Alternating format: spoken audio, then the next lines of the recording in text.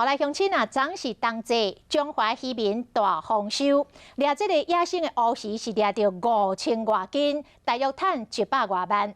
渔民讲，今年因为寒天较烧热，这野生的乌鱼比永利是晚10多天才来。刷落来，希望这个天气会当搁较寒一撮互搁较侪乌鱼收到中部，互渔民会当挑一条年底奖金，拿来过年。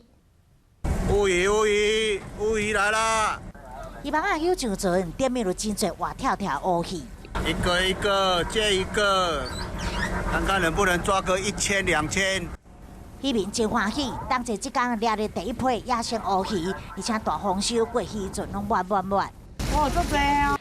渔船等下中华线西有那渔港整理装修，每一尾乌鱼拢真肥。这一尾6、7斤啊，7、8斤啊，这只够饱呢。算总共5000多斤，拍卖落来会当为渔民赚100多万。今年因为是着暖冬哦，乌鱼较慢落来。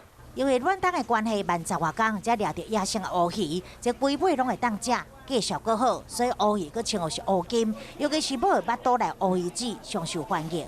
哦，规片金色的野生的乌鱼子无处理过，这淡的一斤会当卖到1800块，若是拍打真空佮装好，人量就要3000块啊。乌鱼标是每斤500-600块，5000多斤的野生乌鱼，但讲是上天赐予因的年底奖金。渔民讲，期待寒流来，才会当互这洄游的乌鱼到这中部去，互所有渔民拢会当领到乌金红包。